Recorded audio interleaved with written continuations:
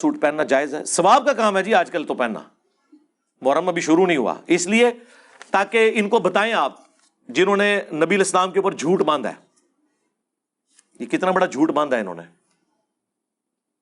کہ انہوں نے نبی الاسلام کی طرف ایسی باتیں منسوب کی ہیں کہ کالا لباس جہنمیوں کا لباس ہے، حالانکہ کالا لباس نبی الاسلام کا سب سے مرغوب بلکہ کہنا چاہیے محبوب لباس ہے۔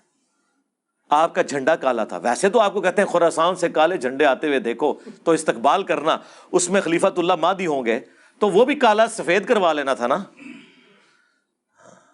یہ حدیث نہیں مسند احمد کی بیان کرتے ہیں اور مشکات سے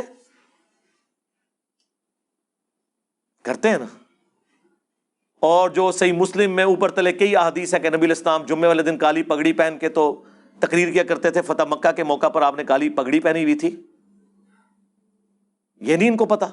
اور مسلم شریف میں حدیث ہے نبی الاسلام کا کسروانی طیالسی یعنی پرشین امپائر کا کالا جبہ جو کالا ہوتا تھا، جس طرح سندھی اجرک ریڈ ہوتی ہے، وہ نکالا اسما بنت ابی بکر نے، اور انہوں نے کہا یہ رسول اللہ پہنتے تھے صلی اللہ علیہ وآلہ وسلم۔ ان کے بعد سیدہ عائشہ کے پاس آیا، اور میں بڑی بہن تھی، ان کی وفات کے وقت میں نے لے لیا، نبی اسلام اسے پہنتے تھے اور ہم اس کا دھون مریضوں کو شفا کے لیے پلاتے ہیں۔ یہ صحیح مسلم شریف ہے، مولانا شریف نہیں۔ آپ کا کرتا بھی کالا، اور کالی کملی والے جو نعت تھی، وہ چٹی کملی والے کیوں نہیں ہے؟ وہاں نہیں کالا رنگ نظر آتا؟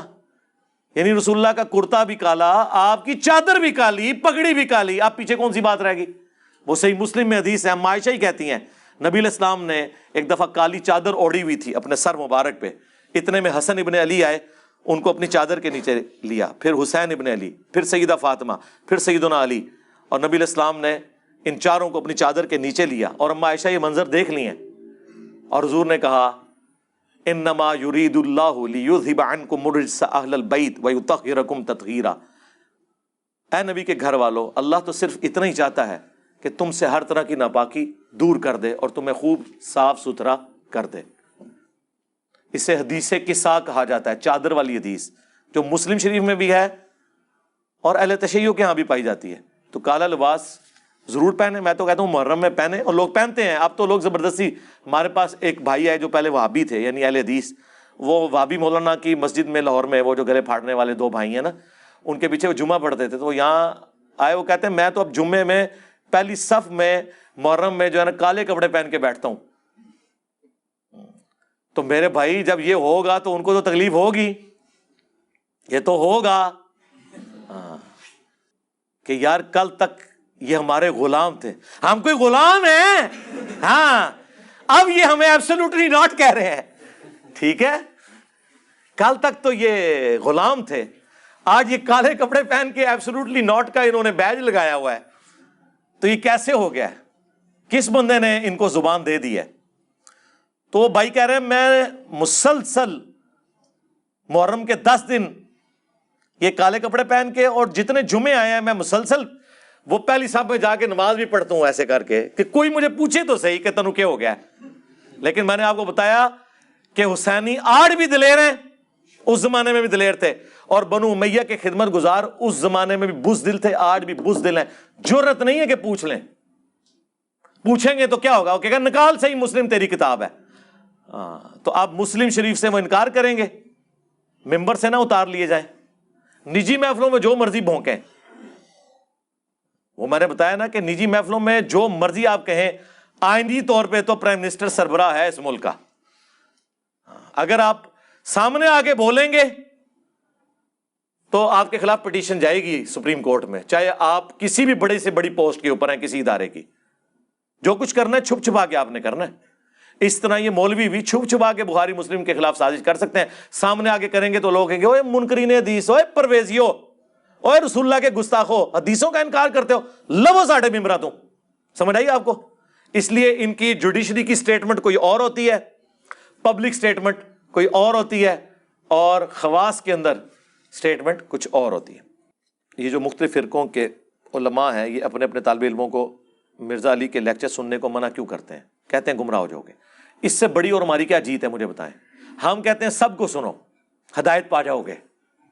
ظاہر ہے اب تو جتنے لوگ ہیں وہ کہتے ہیں علی بھائی اب آپ کے بعد کس کو سنیں؟ نہ آیت کوئی بیان کر رہا ہوتا ہے نہ حدیث بیان کر رہا ہوتا ہے. تو اب میرا صبر دیکھیں کہ میں کیسے جمعے کی نماز پڑھتا ہوں گا کسی امام کے پیچھے جو کہانیاں کراتا ہوگا, الٹا میرے خلاف تقریر کر رہا ہوگا. تو میرے اندر بڑا حوصلہ ہے, میں امام حسین کو یاد کر لیتا ہوں. ٹھیک ہے نا, میرے ماں باپ امام حسین کے ماں باپ سے تو افضل نہیں ہے نا. انہوں نے تو اپنے سامنے حضرت علی پہ سب و شتم سن کے بھی انہی اماموں کے پیچھے نماز پڑھی ہے کہ ٹھیک ہے, حکم ہے کہ حکمرانوں کے پیچھے نمازیں پڑھنی ہیں, ہمیں بھی کوئی فرق نہیں پڑتا. اچھا آپ سمجھ رہے ہو کہ میں ایکٹنگ کرتا ہوں, مجھے جینوئنلی کوئی غصہ نہیں آتا, اور میں اس کے اوپر اپنے آپ کو کریڈٹ نہیں دیتا. اللہ تعالیٰ نے مجھے ایسا کر دیا ہے الحمدللہ کہ مجھے واقعی کوئی غصہ نہیں آتا, ایک رتی برابر نہیں آتا. بلکہ میں بعض اوقات تو اپنی ہنسی بڑی مشکل سے کنٹرول کرتا ہوں. صحیح بات ہے. اور جو اندر لڈو پھوٹ رہے ہوتے ہیں کہ میری دعوت صحیح ٹارگٹ پہ لگی ہے, اسی لیے ان کی چیخیں نکل رہی ہیں, مجھے خوشی ہوتی ہے کہ واقعی صحیح جگہ بات پہنچی ہے. غم کس بات کا یار, اللہ کے بندو, جب یہ کام کرنا ہے تو اس کے ساتھ یہ چیزیں جڑی ہوئی ہیں. اگر دعوت لانچ ہوئی ہے تو بدر و احد جڑی ہوئی ہے. ہاں, صرف یہ نہیں ہے کہ کعبے میں کھڑے ہو کے تو آپ نے جو ہے وہ 8 رکعت کے اندر جو ایک سپارہ پڑھ لینا ہے حضور کے پیچھے. ہاں, صرف یہ نہیں ہوگا. ہاں, یہ رات کا قیام ہے, دن کا قیام ابھی باقی ہے. حضور کا بھی رات کا قیام بہت آسان تھا, ہاں مشکل تھا دن کا قیام. اسی لیے پھر آیا یا ایھا المدثر قم فانذر, اٹھ اور اب ڈر سنا. پہلے تو آپ رات کا قیام کرتے تھے, سارے انجوائے کر رہے تھے, قرآن سنتے تھے, روتے تھے, جس طرح آج کل بھی آپ دیکھتے ہیں لوگ رونا دھونا تو بڑا آسانی سے کر لیتے ہیں. لیکن دن کا قیام کتنا مشکل, تلوار اٹھانی پڑی, جان بھی گئی, تکلیفیں بھی اٹھانی پڑی. دن کا قیام, یہ دعوت و تبلیغ کا کام دن کا قیام ہے. دن کا قیام بہت مشکل ہے, رات کا قیام آسان ہے. تو لہذا صبر کریں, کوئی مسئلہ نہیں ہے. تو وہ کہتے ہیں کہ جی باقی تو منع کرتے ہیں. ہم اس لیے منع نہیں کرتے میرے بھائی کہ ہمیں پتہ ہے کہ جس کو بھی سنے گا نا اسے اور پتہ چل جائے گا کہ واقعی یار یہ تو کہانیاں کراتے ہیں. آپ مجھے بتائیں, اگر مصباحی صاحب حفظہ اللہ نہ ہوتے, میں کہاں سے کوئی بندہ لے کے آتا جو کہتا کہ انجینئر محمد علی مرزا کو کیا پتا کہ بابا کیا ہوتا ہے. بابے کا ایک اپنا ہی وکھرا جہاں ہوتا ہے, ہاں اس کا ایک اپنا ہی جہاں ہوتا ہے, اور اس کی باتوں میں بھی نہیں آنا آپ نے. اور ساتھ کہہ رہے ہیں کہ اس کو جو پیچھے سے پیسے مل رہے ہیں نا وہ نظر آ رہے ہیں, اور یہ بات کرتے ہوئے ساتھ ہی ایک بندے نے آ کے 500 کا نوٹ ان کے اس میں رکھا ہے اور وہ انہوں نے پکڑا. ہمیں پیچھے سے آ رہے ہیں, آپ کو تو سامنے سے آ رہے ہیں. اب انجینئر مرزا محمد علی کو کیا پتا بابا ہوتا کیا ہے, وہ تو اس کو تو حضرت جی جو پیچھے سے پیسے آ رہے ہیں نا اس کو تو وہ نظر آ رہا ہے, اس کو کیا پتا بابا ہوتا کیا ہے. بابا اپنے زمانے میں ایک زمانہ ہوتا ہے, بابا اپنے جہاں میں ایک جہاں ہوتا ہے, اس کا وکھری ایک جہاں ہوتا ہے. یہ اس کو نہیں پتا اور نہ اس کی باتوں میں آنا ہے. انشاءاللہ میرا ارادہ بن رہا ہے, کیونکہ اب وہ ہمارے بابوں کی طرف آ رہا ہے اور ہم نہیں اپنے بابوں کی برداشت کر سکتے. منوس تجھے کیا پتا بابے ہوتے کیا ہیں, تجھے کیا پتا باجزید کہتے کس کو ہیں, تجھے کیا خبر جنید کس ہستی کا نام ہے حضرت. اس لیے اس کی بات بھی نہ سنا کرو حضرت, وہ بھی دل میں شک ڈال دے گی حضرت. اور انشاءاللہ بس میں توفیق مانگ رہا ہوں اپنے اللہ سے, بڑی جلدی میں نے انشاءاللہ اس کا ارادہ شروع کرنا ہے. ایویں بکواس کر رہا ہے اپنے کمرے میں بیٹھ, یہ کیا ہوا, تیرا کمرہ, تیرا کیمرہ, تیرے ہی لوگ, تیری کتابیں, تیری باتیں. کسی دن ہمیں بھی بلا نا, تو اسی طرح لائیو چلا نا بھائی, تیری اپنی دنیا, تیری اپنی باتیں. یہ کیا حضرت ہوا. اس لیے میرے دوستو آپ بھی تھوڑا آپ بھی فیصلہ دیکھو نا حضرت. وہ کیا بھائی, اگر وہ اتنا ہی حق پہ ہے تو کیوں ڈرتا ہے. ہم نئی گنے لے کے جائیں گے, اور ہمیں گن کی لوڑ ہی نہیں, ہم تو درود والے ہیں حضرت. ہم نہیں برود والے حضرت, ہمارا درود ہی ہمارا برود ہے حضرت. ہمیں نہیں لوڑ کوئی بھی حضرت. ہم نہیں برود والے حضرت, ہمارا درود ہی ہمارا برود ہے حضرت. ہمیں نہیں لوڑ کوئی بھی حضرت. بلائے نا حضرت, اگر وہ اتنا ہی سچا ہے. اگر اصل میں لوگوں کا بھی تھوڑا مزاج بن گیا ہے کہ باطل کو جلدی تسلیم کر لیتے ہیں حضرت. بات اتنی جلدی نہیں ہے حضرت جی. اگر چلو 100 نکال دیا تو کیا 1300 سالوں سے دنیا باطل پہ تھی, آج تو حق والا جم پڑا ہے, تجھے کیا نظر آ گیا الو کے پٹھے.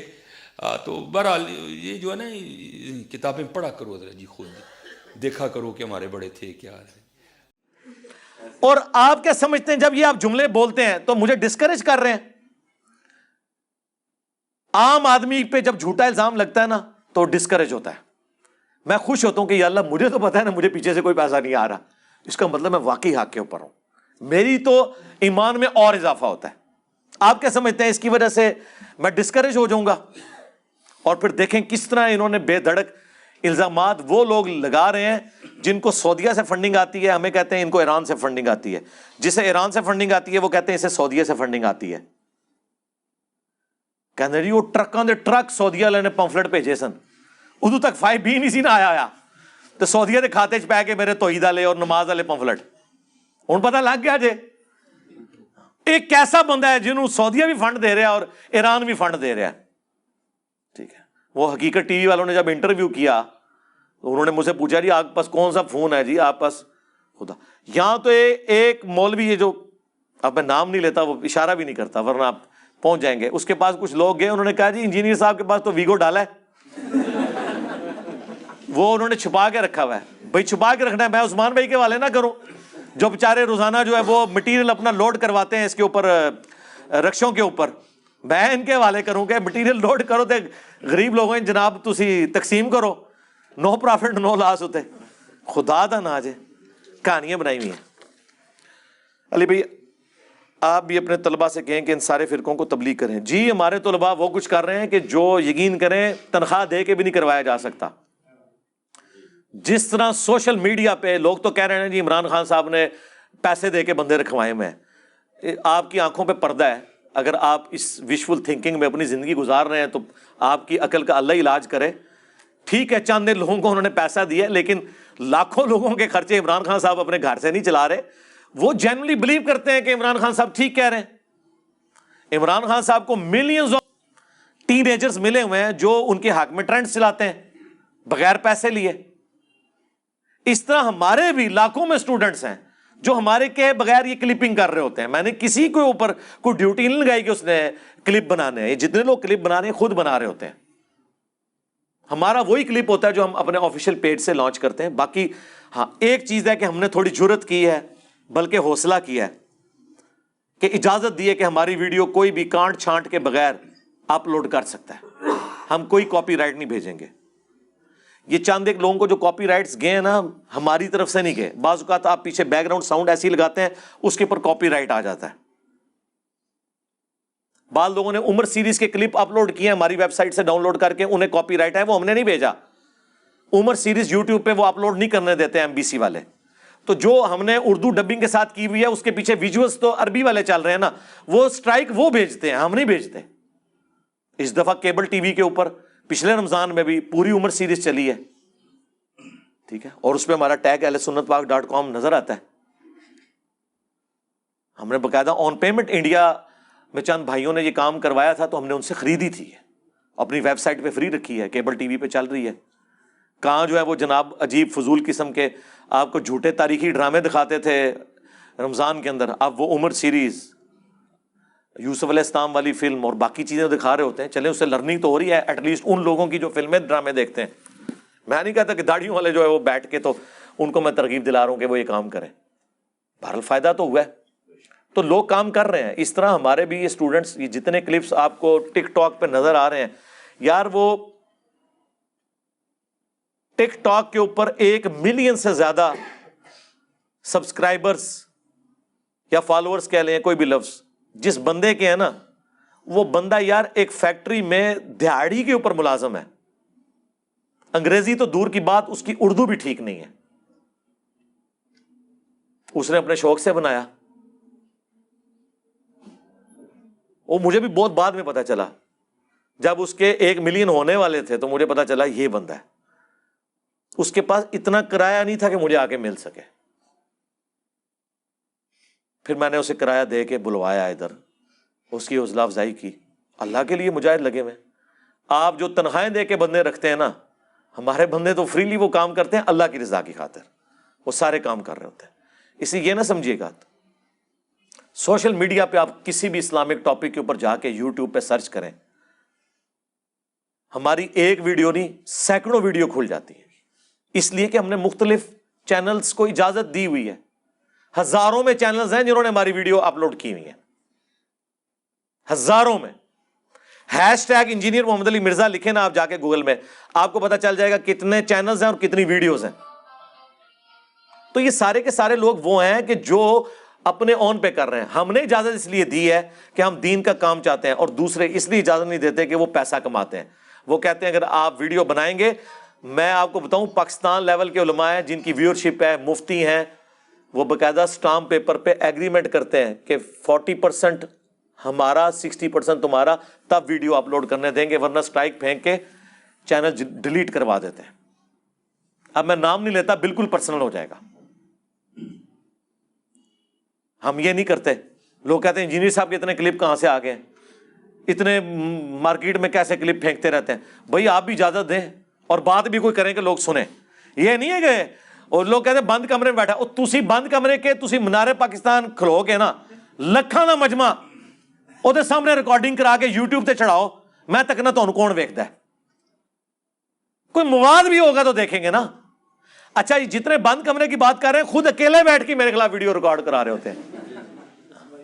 بند کمرے کا تو مسئلہ ہی نہیں ہے. مسئلہ یہ ہے کہ آپ کو لوگ نہیں سنتے, زیادہ سے زیادہ میمز کے لیے سنتے ہیں.